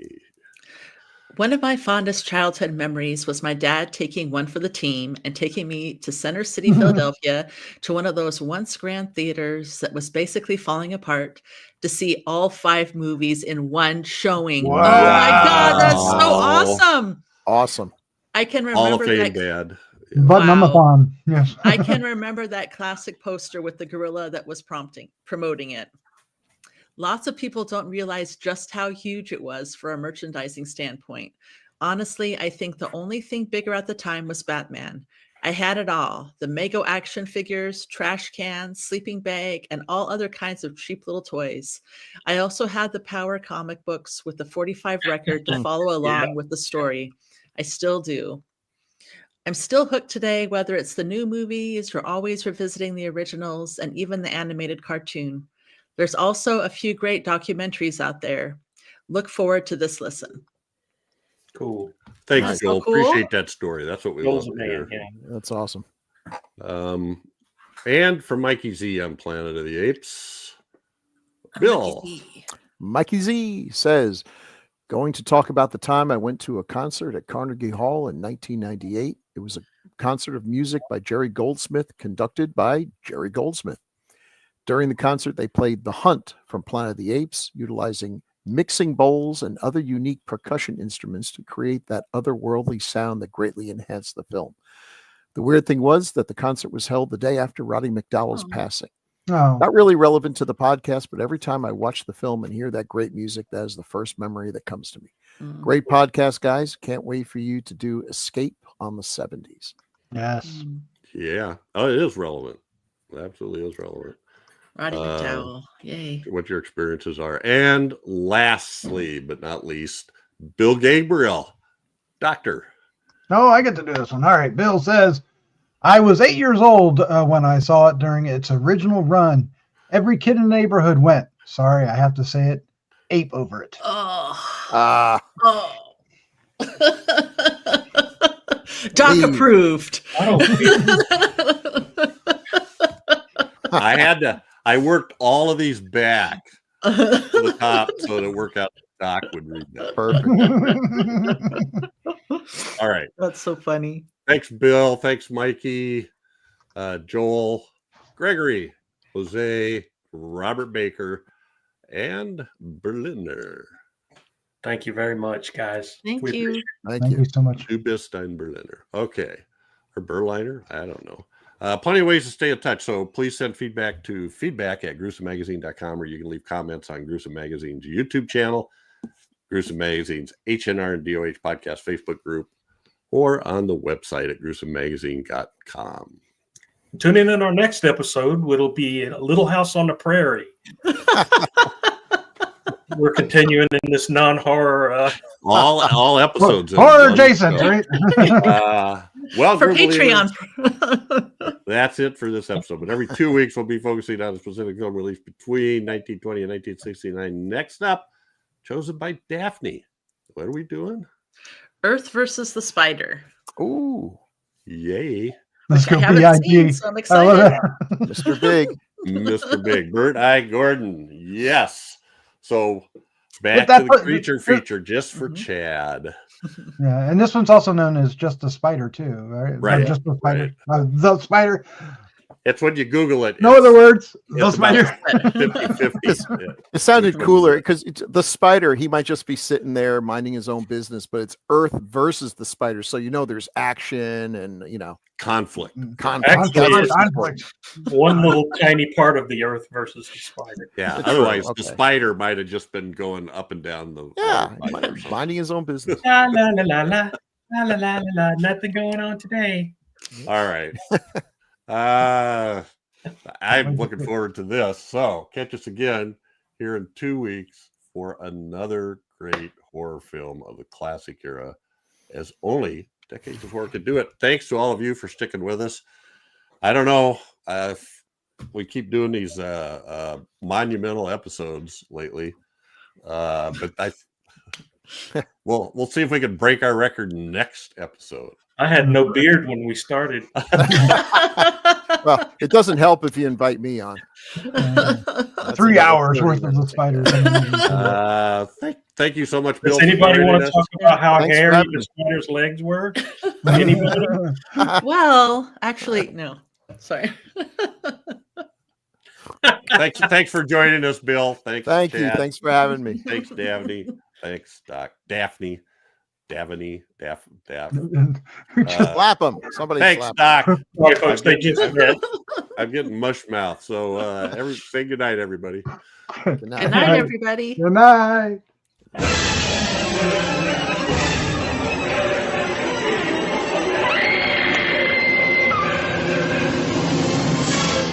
Gruesome Magazine.